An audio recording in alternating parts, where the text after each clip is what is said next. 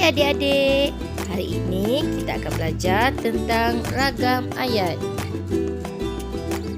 Jenis-jenis ayat, pertama ayat penyata, kedua ayat tanya, ketiga ayat perintah, dan keempat ayat seruan. Jom adik-adik kita belajar ayat penyata. Ayat penyata ialah ayat yang diucapkan dengan maksud membuat satu pernyataan.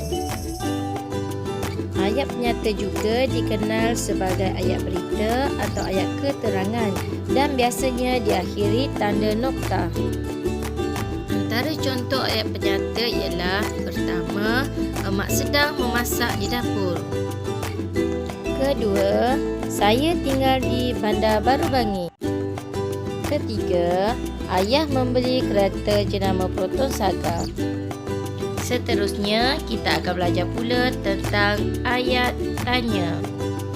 Ayat tanya ialah ayat yang digunakan untuk tujuan menanyakan sesuatu hal berdasarkan nada suara dan penggunaan perkataan tertentu.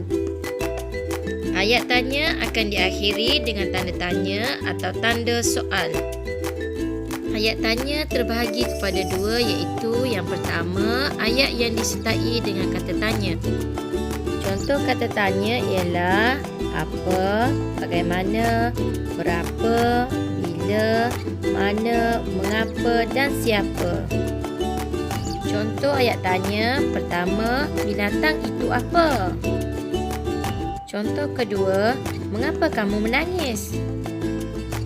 Bentuk ayat tanya yang kedua ialah ayat yang tidak disertai kata tanya tetapi mempunyai tanda tanya pada akhir ayat tersebut.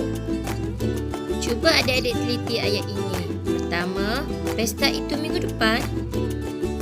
Contoh kedua, harganya RM5. Walaupun ayat-ayat ini tidak menggunakan kata tanya, tetapi ayat ini adalah untuk bertanyakan tentang sesuatu perkara. Cikgu berharap adik-adik telah jelas tentang ayat tanya. Seterusnya, kita akan belajar pula tentang ayat perintah. Ayat perintah ialah ayat yang menyuruh, melarang, mempersilakan dan meminta seseorang melakukan sesuatu. Ayat perintah menggunakan kata perintah iaitu jangan, tolong, sila, harap dan usah. Contoh ayat perintah, pertama, jangan buang sampah di sini. Kata perintah jangan digunakan untuk melarang melakukan sesuatu perkara. Contoh ayat perintah yang kedua, harap kamu datang ke majlis itu. Kata perintah harap digunakan untuk meminta terjadinya sesuatu perkara. Yang terakhir yang akan kita pelajari ialah ayat seruan. Ayat seruan ialah ayat yang disertai kata seru. Contoh kata seru, aduh, cis, nah dan sebagainya. Ayat seruan diucapkan untuk melahirkan perasaan seperti gembira, kagum, takut, hairan, marah dan terkejut. Antara contoh ayat seruan, pertama, wah, cantiknya baju kamu. Kata seru wah digunakan untuk menggambarkan perasaan kagum. Kedua, aduh, sakitnya kaki aku. Kata seru aduh digunakan untuk menggambarkan perasaan penutur yang berada di dalam kesakitan. Contoh ayat seruan yang ketiga, nah, ambil duit ini.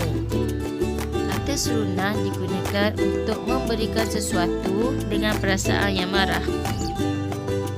Dalam ketiga-tiga ayat tersebut, wah, aduh dan nah ialah kata seru yang digunakan untuk menggambarkan perasaan. Adik-adik baru saja selesai belajar ayat penyata, ayat tanya, ayat seruan dan ayat perintah. Cikgu berharap agar adik-adik dapat membezakan ayat-ayat tersebut. Sebelum meninggalkan channel ini, adik-adik boleh menekan butang subscribe yang bertanda merah sebagai tanda sokongan dan untuk mendapatkan video-video yang terkini. Semoga kita dapat berjumpa lagi. Bye!